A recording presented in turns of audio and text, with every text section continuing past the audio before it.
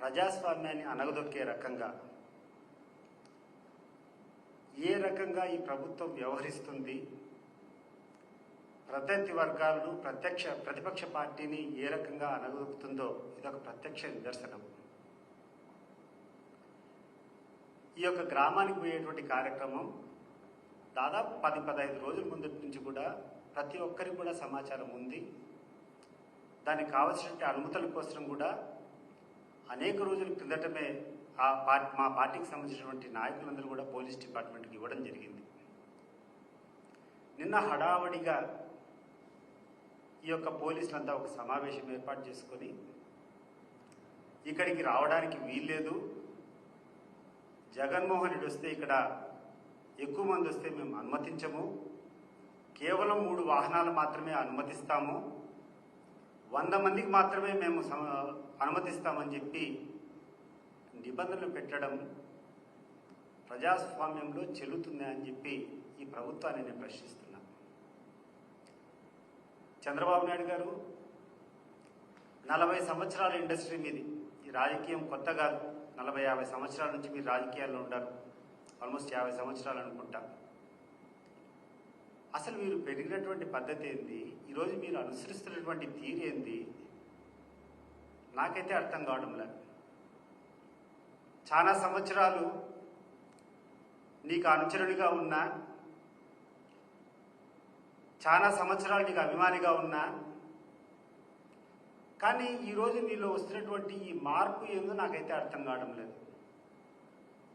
ఎందుకు ఇంత దిగజారిపోతున్నావో నాకు అర్థం కావడంలే. నేను ఎంతోమంది మహానాయకులు చూసా, ఎంతోమంది లీడర్లు ఈ దేశంలో ఈ రాష్ట్రంలో చూసినాను. రాను రాను ప్రతి ఒక్క రాజకీయ నాయకుని యొక్క జీవితంలో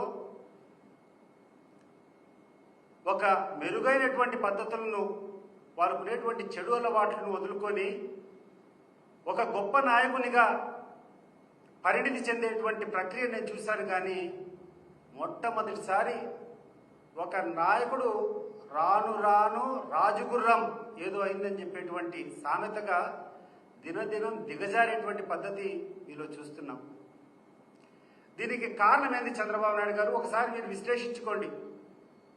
అసలు ఈ రాష్ట్రంలో ఏం జరుగుతూ ఉంది? పూర్వకాలం ఒకసారి మన యొక్క పురాణాల్లో మీరు చూస్తే, మహాభారతంలో చూస్తే, ధృతరాష్ట్రుడు ఏ రకంగా దుర్యోధన చేతుల్లో అతని కబంధ హస్తాల్లో చిక్కొని కౌరవ సామ్రాజ్యానికంతా సర్వనాశనానికి కారణమయ్యాడో, ఆ రకంగా ఈరోజు నీ యొక్క కుమారుని యొక్క పదవీకాంక్ష వల్ల, మీ యొక్క కుమారుని యొక్క దుశ్చర్యల మూలకంగా సర్వనాశనం అయ్యేటువంటి పరిస్థితులకి ఈ రాష్ట్రాన్ని, నీ పార్టీని, ప్రజలందరినీ కూడా తీసుకొని పోతున్నావు. అది గమనించమని నేను కోరుకుంటున్నాను. నీ మీద నాకు ఇంతకుముందు అభిమానం ఉంది కాబట్టి, ఇంతకుముందు నీ దగ్గర అంచనగా ఉన్నాడు కాబట్టి ఈరోజు నీకు గుర్తు చేస్తున్నాం. అసలు ఏ రకంగా ఈరోజు ఈ రాష్ట్రంలో ఈ పరిస్థితులు దిగజారుతున్నాయి ఒకసారి ఆలోచన చేయి. ఏంది మీరు మాట్లాడే తీరేంది? నీ కొడుకు ప్రవర్తించేటువంటి తీరేంది? ఈ రాష్ట్రంలో ఉండేటువంటి పరిస్థితులు ఏంది? నీ పత్రికలు నువ్వు చేసేటువంటి ప్రచారం ఏంది?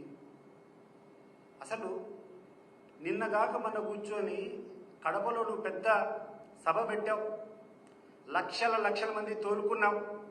ఆ రోజు నీకు అనుమతులు ఇచ్చేదని నీకేం ఇబ్బంది కనపడలేదా? ఈరోజు జగన్మోహన్ రెడ్డి గారు పోతామంటే ఒక పల్లెకు ఒక అభిమానుడి యొక్క విగ్రహ ఆవిష్కరణలకు ఇన్ని ఆంక్షల, స్వయంగా ఎస్పీ కూర్చొని ఆ ఉన్నటువంటి చుట్టుపక్కల గ్రామాల్లో ఉన్నటువంటి వాహనదారులకందరికీ కూడా మీ యొక్క వాహనం కనపడితే మీ అందరి వాహనాన్ని సీజ్ చేస్తామని చెప్పి భయపెట్టడం జరిగింది. అక్కడటువంటి లోకల్ లీడర్లకు అందరికీ కూడా ఆంక్షలు పెట్టి నోటీసులు ఇచ్చి మిమ్మల్ని ఎక్కడన్నా కనపడితే అరెస్ట్ చేస్తామని చెప్పడం జరిగింది.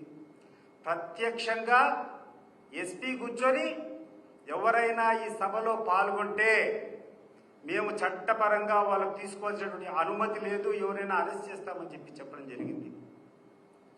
ఏమైంది చంద్రబాబు నాయుడు గారు? ఈరోజు ఇంత ఆంక్షలు పెట్టారే, ఇంత రకంగా మీరు అణదొక్కాలని ప్రయత్నం చేశారే, ఈరోజు ఇంత అష్టదిగ్బంధం చేసి రోడ్లన్నీ బ్లాకేట్ చేసి ఏ ట్యాక్సీలు రాకూడదు, ఏ వాహనాలు రాకూడదు అన్నప్పుడు జగన్మోహన్ రెడ్డి గారు ఈరోజు తాడేపల్లి నుంచి 74 కిలోమీటర్లు ఉన్నటువంటి ఆ రేటపల్ల గ్రామానికి పోవడానికి 9 గంటల సమయం పట్టింది. అడుగడుగున జనం నీరాజనం పడ్డారంటే మీరు చేసేటువంటి కార్యక్రమాలకు జనంలో ఎంత వ్యతిరేకత ఉందో ఒకసారి ఆలోచన చేయండి. అసలు ఇంత వ్యతిరేకత రావడానికి కారణం ఏందో ఒకసారి నువ్వు ఆలోచన చేయి. నీకు విఘ్నత ఉందని చెప్పి మేమందరూ కూడా భావించాం. కానీ నీ విఘ్నతకంతా ఈరోజు ఒక పొర కమ్మినట్టుంది. నీ యొక్క కొడుకు మీదటువంటి అమితమైనటువంటి దుష్ప్రేమ ఈరోజు ఈ రాష్ట్రాన్ని నాశనం చేస్తూ ఉంది.